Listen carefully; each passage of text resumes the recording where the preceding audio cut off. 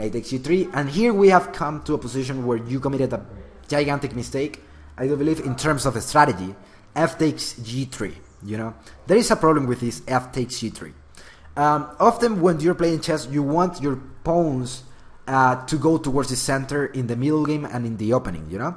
So in this position, instead of taking with a pawn of f, you can take with a pawn of h, and you're bringing a pawn towards the center, and your pawn structure is okay for the moment, and nobody's dying yet. So I do believe that h takes g3 is okay in that sense. But now let's consider why f takes g3 is a mistake. F takes g3 is a mistake for two reasons.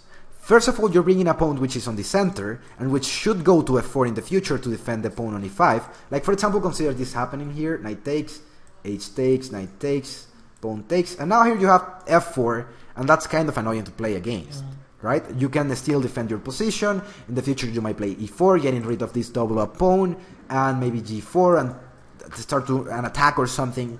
That might be good for you. But see how the pawn structure is defending each other. Maybe the weakest pawn in this position might be your pawn on e3. But also the pawns are in dark squares, which is limiting the mobility of my bishop on e7. So that's no good for me, right?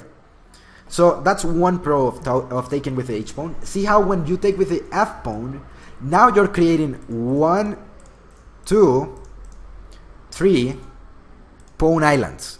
Like, you're creating this pawn island here, and that's no good for your position, because now these pawns are really weak. And when I take on e5, see how these double up pawns are not only double up pawns, they are isolated pawns on the e file, and that's extremely dangerous for you. Also notice how you're creating these double up pawns here, which are not so weak, but which are not doing anything special.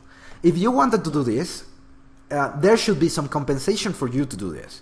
The only little compensation that you have is your file being a little bit more open for your rook to play, but that's not enough compensation, because your rook doesn't have like a lot of activity. It is not threatening anything. It is just a little compensation, but that's not enough for these major problems in your pawn structure. So you have to be extremely careful with your pawn structure, because you didn't say anything about your pawn structure during the game, except for talking about these double up pawns a little bit, and that's no good for you. Does that make sense? Yeah. The less pawn islands that you have, the better for you, because it is easier to defend, basically. So here, not so easy to defend for you, right? No good. Now see that you play knight f3, and then the file is kind of close for your rook to act upon it. See how I'm not violating any principle of the opening here, or any principle or fundamental things on the opening. I'm just bringing my pieces out, my queen is going out, my pieces are going out in pretty natural squares. Nobody's killing anybody yet, but my pieces are doing okay. On the other hand, you're violating some rules here with your pawn structure, so that's no good. Rook fc1, you open this line, and now you're going towards this one, so you might as well not have opened this line here. Does that make sense? Yeah. So rook c1, h6, because I want to give a little bit of room to my king. In the future, sometimes there are threats of mates here, which might be annoying, right? So I didn't want to be calculating that in the future. I thought h6 is okay for stopping you from doing anything like that. a4, and now a4 is giving me even another thing to attack in the future, which is this pawn on b3, you know? So this a4 is a move that I wouldn't recommend you to play, but of course at the same time, if you do not do that, then I'm playing b5 and then c4, and this is really dangerous for you. So not quite sure what to do here for your position, because now things are starting to look dark. You shouldn't be like, you're not losing the position here, you're losing the position here when you took with the f pawn, right? Now you're facing the consequences, and that's why you have to be thinking about these things in depth. So now you're facing the consequences, you do not have many moves to do, and I go to g4. This is a move that might not seem like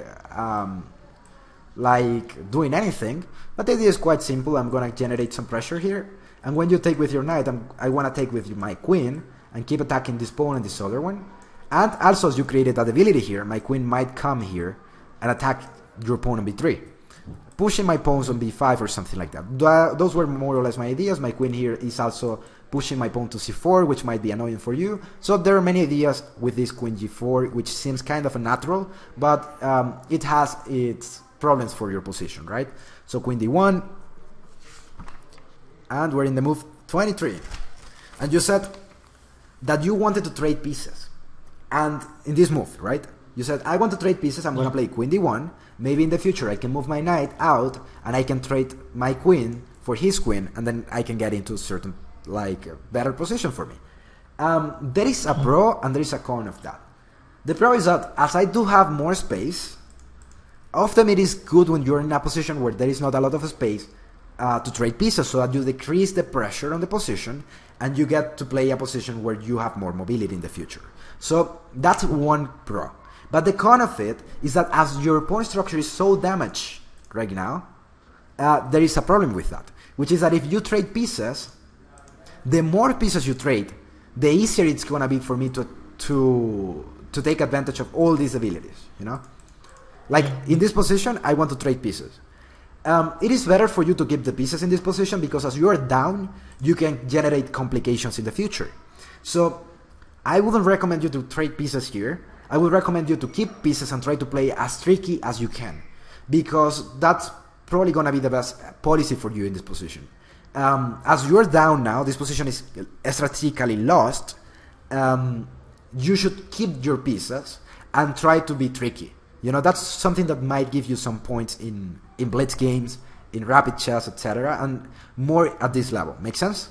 So, bishop g5. Now see how I am trying to take advantage of your debilities here. I have something to attack, and I'm going for it.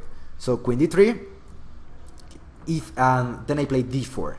The idea behind d4 is that now, of course, there is a pin that's annoying, and everything seems to be crumbling apart a little bit. I'm getting rid of this pawn of e3, which is no good for me, but at the same time, I'm getting a lot of activity. Like, for example, knight takes, queen takes.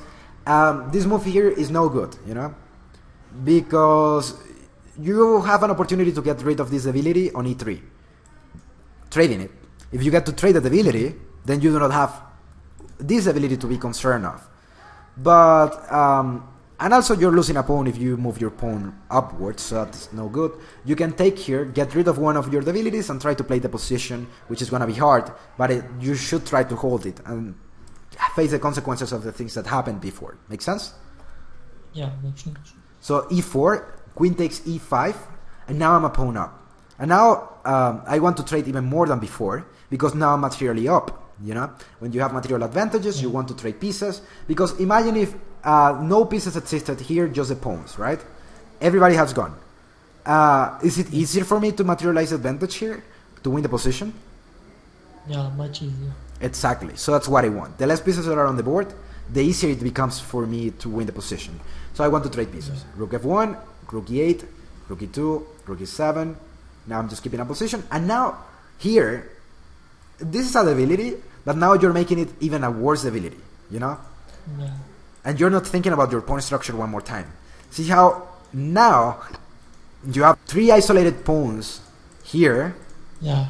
That's no good for your position, because if you have isolated pawns, you need to use a piece to defend them.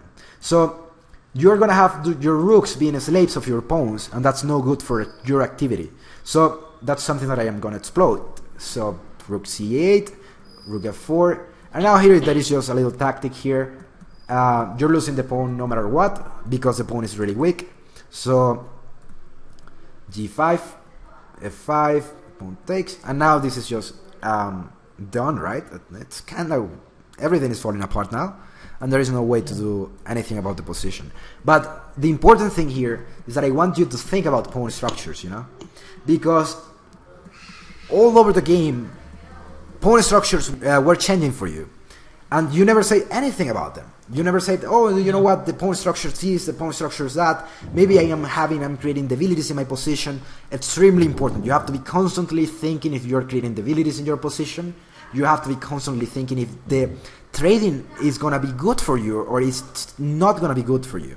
If the trading implies that you're going to get into a position where you have a lot of debilities, then that's not good for you, right? and you should try to avoid trading under those circumstances. In this position, for example, trading here is it's wrong if you take with the f pawn, not so bad if you take with the h pawn. Does that make sense? Yeah. I wasn't thinking about the pawn structure at all, you're right. Exactly. And if you do not think about the pawn structure, that's gonna cost you a lot of games.